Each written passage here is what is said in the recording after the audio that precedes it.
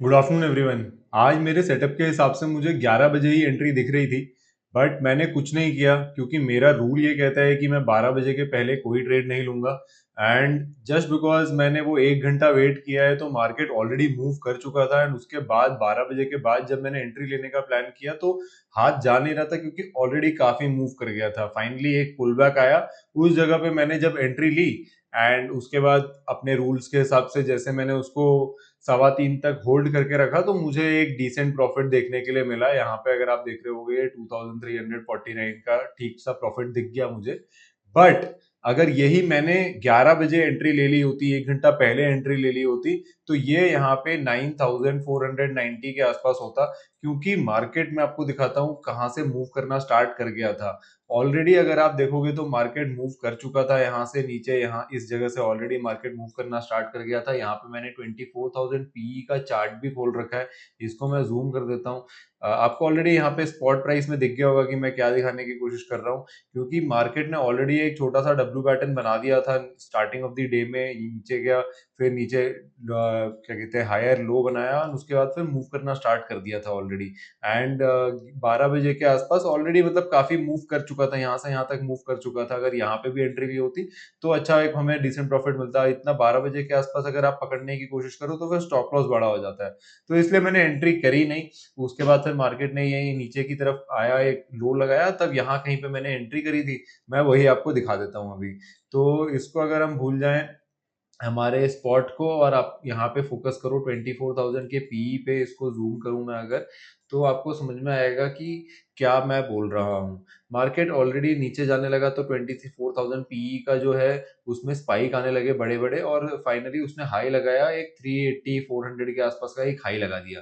ठीक है, ये हाई लगाने के बाद क्या होता है ना, जब भी मार्केट अब मतलब यहाँ पे फिर इतना जब मूव कर जाता है ना एक डायरेक्शन में मार्केट, तो उसके बाद फिर लाजमी है कि वहां से वापस नीचे रिवर्ट आएगा। क्योंकि buyers market consist of buyers and sellers, और इतना बड़ा गैप डाउन अगर आप सोचोगे कि 200 पॉइंट्स का गैप डाउन खुला मार्केट, ठीक है, प्रीमियम स्पाइक अप हो गए बहुत ज्यादा। उसके बाद फिर मार्केट ने पहले तो क्या क्या एक हाई लगाया, उसके बाद फिर वापस 5 मिनट की कैंडल में नीचे जाते रहा। अगर आप स्पॉट प्राइस देखोगे तो यहाँ पे भी वही हुआ, और उसके बाद मार्केट ऊपर चलता चला गया। ठीक है, तो यहाँ पे जब हाई लगा देता है ना मार्केट एक बार, तो फिर उसके बाद साइकोलॉजी ये हो जाती है लोगों की कि लोग यहाँ पे एंटर करना पसंद करते हैं। क्योंकि अब जितने भी लोग सेलर्स होंगे ना, उनको एक बहुत अच्छा प्राइस दिख रहा होता है यहाँ पे शॉर्ट करने के लिए। कैसे पता चलेगा कि कैसे बहुत अच्छा प्राइस दिख रहा है शॉर्ट करने के लिए, वो मैं अगर आपको पीछे दिखाऊंगा तो आपको समझ में आएगा। ये अभी 15 मिनट का चार्ट मैंने खोल रखा है। इसको अगर आप आर्ली चार्ट में देखोगे तो आपको बहुत ही एक ब्यूटीफुल पिक्चर दिख रही होगी यहाँ पे। ठीक है, अगर आप पुराने उसमें टाइम फ्रेम में देखोगे तो लास्ट टाइम भी यही कहीं से एक सेलिंग आई थी 400 के लेवल से, जब मार्केट ने बहुत बड़ा एक स्पाइक लगाया था, जब 23,800 के आसपास मार्केट फॉल किया था एक ही दिन में। तो ये स्पाइक यहाँ पे तो ऑप्शंस तो बेसिकली मार्केट में जो प्राइस होता है ना वो अपने प्रीवियस रेजिस्टेंस और सपोर्ट को रिस्पेक्ट करता है। ठीक है, इट इज फैक्ट, ट्रूथ है ये, इसको आप नकार नहीं सकते। तो अगर आपको दिख रहा है कि कहीं ना कहीं अगर ऑप्शन प्रीमियम अपने रेजिस्टेंस के आसपास पहुंच रहा है तो बहुत हाई चांसेस हो जाते हैं वहां से फिर वापस नीचे आने के मार्केट के। तो ऑलरेडी अगर आप देखोगे तो इतना काफी ज्यादा यहाँ से 80 के लेवल से पिछले 3 दिन में काफी ज्यादा एक मूव आ गया था। एंड उसके बाद फिर अपने एक रेजिस्टेंस लेवल के आसपास था 400 के। और उसके बाद अगर आप देखोगे 11 बजे के बाद जब मूव करना स्टार्ट किया मार्केट ने, डब्ल्यू पैटर्न बनाया स्पॉट में और एम पैटर्न बनाया अपने प्रीमियम वाले ऑप्शन प्रीमियम चार्ट में। और वही मैं आपको एम पैटर्न अभी दिखाता हूं तो आपको एक पता चलेगा यहाँ पे। ठीक है, ये अगर आप देखोगे तो यहाँ पे एक एम पैटर्न सा बना, एंड उसके बाद फिर मार्केट नीचे आना स्टार्ट किया, ये नीचे आना स्टार्ट किया, इसको ब्रेक किया। तो मैं यहीं कहीं 11 बजे के आसपास ही मैं सोच रहा था कि ये यहाँ से इसका हाई का मैं स्टॉप लॉस लगा के एंट्री कर लूँ। बट अगर मैं हाई का भी नहीं लगाता, मेरा रूल ये कहता है कि जहां पे भी मैं एंट्री करूंगा सेलिंग के साइड में, वहां से 20 रुपीज का स्टॉप लॉस लगा के चलूंगा। क्योंकि अगर मेरा टारगेट बड़ा है तो मेरा स्टॉप लॉस भी थोड़ा उतना ब्रीदिंग रूम देना पड़ता है। तो अगर मैं यहाँ कहीं पे भी प्लान करता या नीचे भी थोड़ा प्लान करता 369 370 के लेवल में, तो मेरा स्टॉप लॉस 390 इसके आसपास ही होता हाई पे। और अगर आप देखोगे तो वो हाई के पास कभी गया ही नहीं। वो इस हाई के पास मार्केट जब ऊपर भी आया, पुल बैक भी लिया, तो ये हाई के पास कभी पहुंचा ही नहीं, तो अपना स्टॉप लॉस कभी जाता ही नहीं, और उसके बाद फिर मार्केट एक बहुत अच्छे से फॉल किया एंड फाइनली मार्केट ने 224 के आसपास क्लोजिंग दी। तो अगर मैं यहीं कहीं पे एंट्री करता तो 9000 के आसपास का प्रॉफिट होता, बट कोई बात नहीं, जब ये पुल बैक आया तो मेरे को एक बहुत अच्छा प्राइस दिखा, क्योंकि इतना फॉल होने के बाद जब भी एक पुल बैक आएगा ना, तो जितने भी लोग यहाँ पे एंट्री नहीं कर पाए हैं, मैं बार बार बोलता हूँ, ये जितने भी लोगों ने यहाँ मिस किया होता है ना, वो दोबारा एंटर करना पसंद करते हैं। तो ये यहाँ पे एंट्री मैंने करी और उसके बाद फिर मेरे को एक डिसेंट सा प्रॉफिट दिख गया, जबकि यहाँ पे मैंने एंट्री करने के बाद 20 रुपए के ऊपर अपना स्टॉप लॉस लगा के छोड़ दिया था। तो ये आज का ट्रेड था। इसके अलावा एक और ट्रेड मैंने फिर 23,800 के कॉल में भी एंटर किया था मैंने, वो भी मैं आपको दिखा देता हूँ कि उसके पीछे का लॉजिक क्या था। ऑब्वियसली अब अगर मैं बोल रहा हूँ कि मार्केट यहाँ से ऊपर जाने वाला है, मैं पुट शॉट कर रहा हूँ, तो एक बाइंग का भी सिनेरियो दिख सकता है, ठीक है।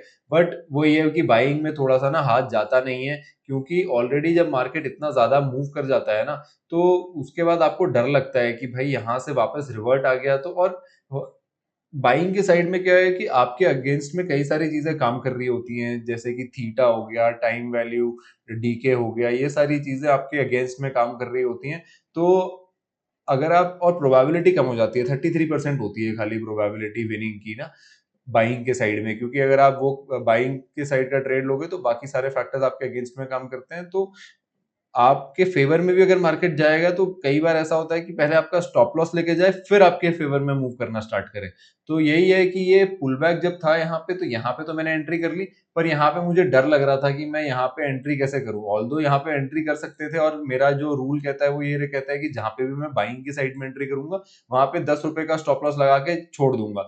10 रुपए का स्टॉप लॉस और 30 रुपए का टारगेट, ज्यादा नहीं, बट क्वांटिटी मेरी 195 रहेगी। 195 के आसपास मैं एंटर करूंगा, 3 लॉट के साथ ट्रेड करूंगा, और 30 रुपीज, ज्यादा नहीं, 10 रुपए का स्टॉप लॉस और 30 रुपए का टारगेट लेके निकल जाऊंगा। तो यहीं कहीं पे मैं सोच रहा था, ऑनेस्टली मैं यहाँ पे सोच रहा था एंट्री करने का, बट मेरा और मेरे फेवर में जाता हुआ भी दिख रहा था मेरे को मार्केट, पर मेरे से हिम्मत ही नहीं हो रही थी। फाइनली फिर जब यहाँ कहीं पे इस वाली कैंडल में मार्केट आया, और फिर मेरे को लगा कि क्या पता निकल जाए यहाँ पे, फिर फियर ऑफ मिसिंग आउट होने लगा कि भाई अब कि ये मिस हो जाएगा, ये वाला ट्रेड मेरे से मिस हो जाएगा, अच्छा खासा ट्रेड है, मिल सकते थे पैसे यहाँ पे। तो वो सोच सोच के फिर मैंने लेट एंट्री कर ली, यहाँ एंटर करने की जगह फिर मैंने यहाँ कहीं पे एंट्री करी। थोड़ा सा मेरे को प्रॉफिट दिखाया, बट फिर जाके मेरा 10 रुपए का स्टॉप लॉस लेके चला गया। वो तो अच्छा हुआ कि मैंने अपनी क्वांटिटी कम रखी थी, और वो भी इसीलिए नहीं कि मैंने क्वांटिटी जानबूझ के कम रखी थी, मेरे को रखनी पड़ी, क्योंकि मेरा ज्यादा मार्जिन जो था वो यहीं पे 24,000 का जो मैंने पुट शॉट किया था उसमें यूटिलाइज हो गया था। तो मेरे पास फंड्स बचे नहीं थे इसको बाई करने के लिए। जस्ट बिकॉज मेरे पास फंड नहीं थे, इसलिए मैं एक ही लॉट के साथ एंटर कर पाया, तो ज्यादा लॉस हुआ नहीं, और that is why I closed in green today. But आप समझ रहे हो कि इंपॉर्टेंट ये है कि जब आप अपने रूल्स फॉलो करते हो ना, तो कई बार ऐसा होता है कि आपको उसका नुकसान भी होता है, कि आपका कैपिटल तो बच रहा है, आपके ट्रेड्स भी कम हो रहे हैं। पिछले 4 दिनों में जब मैं वीकली रिकैप का वीडियो कल डालूंगा तो आपको समझ में आएगा कि मेरे कैसे ओवर ट्रेडिंग खत्म हुई है इस पूरे हफ्ते। मैंने दिन के खाली 2 ही ट्रेड्स लिए हैं पिछले 5 दिनों में, बट उसके साथ साथ बार बार मेरे साथ ऐसा हुआ है कि मैंने पिछले 3 दिनों में 11 बजे के आसपास मूव देखे हैं आते हुए, पर मैं उसमें एंट्री नहीं कर पाया, जस्ट बिकॉज मेरा एक रूल ये कहता है कि मैं 12 बजे के बाद ही एंटर करूंगा, क्योंकि 12 बजे के बाद जो मूव्स आते हैं वो लास्ट तक सस्टेन करते हैं। बट मेरे को ऐसा लगता है कि अभी ये पहले जो मैं 20 दिन तक ये रूल्स फॉलो करने वाला हूँ, मैं ये रूल्स फॉलो करूंगा और देखूंगा कि एक्चुअली क्या 12 बजे के बाद जो ट्रेंड आता है, जो मार्केट मूव करना स्टार्ट करता है, वो आखिर तक सस्टेन करता है, या फिर 12 बजे के मूव्स एक्चुअली 11 बजे से ही स्टार्ट हो जाते हैं दिखाने की हाँ हम इस डायरेक्शन में जाने वाले हैं। तो आपको मैं एक और कॉन्सेप्ट बताता हूँ, आप वीडियो को लाइक कर देना अगर आपको ये कॉन्सेप्ट समझ में आएगा तो। क्योंकि एक कॉन्सेप्ट है जिसका नाम है डाउ थ्योरी, ठीक है। डाउ थ्योरी में एक उसके अंदर एक फर्स्ट प्रिंसिपल ये है कि प्राइस डिस्काउंट्स एवरीथिंग। तो मार्केट में ना प्राइस पहले मूव करने लगता है, उसके बाद आपको चीजें पता चलती हैं कि उसके पीछे का रीजन क्या है, कोई न्यूज आई है या कोई जियोपॉलिटिकल अफेयर हुआ है बाहर, या फिर समथिंग ऑफ दैट सॉर्ट। तो आज तो जब भी मार्केट को अगर 12 बजे भी मूव करना है ना, तो थोड़ा कहीं ना कहीं मेरे को ऐसा लगता है कि मार्केट 11 बजे से ही अर्ली इंडिकेशन हल्का सा देने लगता है कि हाँ मैं आज इस डायरेक्शन में मूव करने वाला हूँ। तो अगर आप यहाँ पे भी देखोगे तो एक ये जो डब्ल्यू पैटर्न बन रहा था ये पहले से ही बनना स्टार्ट हो गया था, ये 10, 10:30 के आसपास बनना स्टार्ट हो गया था, और उसके बाद फिर फाइनली जब ब्रेकआउट आने लगा तो वो 11, 11:15 के आसपास आ गया। और 12 बजे के बाद तो जो अच्छा खासा जो मूव आया है, जो असली मूव आया है, फिर वो 12 बजे के बाद ही आया है। बट 12 बजे अगर आप एंटर करने जाओगे तो स्टॉप लॉस बड़ा हो जाता है। तो ये एक चीज है जो मैं सीख रहा हूँ, और ये एक हमें एक लंबे सैंपल साइज के बाद पता चलेगा जब हमारे पास 20 ट्रेड्स का डेटा होगा इवेल्युएट करने के लिए कि हाँ, क्या हम अपना रूल चेंज कर सकते हैं कि इंस्टेड ऑफ एंटरिंग एट 12 क्या मैं 11 बजे एंटर कर सकता हूँ। तो वो मैं 20 ट्रेड्स के बाद, 20 ट्रेडिंग सेशंस में ट्रेड करने के बाद जो मेरे पास डेटा इकट्ठा होगा उसके बाद मैं डिसाइड करूंगा। तो अगर आप भी जानना चाहते हो कि कैसे मैं ये डिसाइड करता हूँ कि 20 ट्रेडिंग सेशंस के बाद मेरे को अपना रूल चेंज करना है कि नहीं, तो मेरी जर्नी को सब्सक्राइब कर लेना देखने के लिए, है ना। तो thank you so much for watching.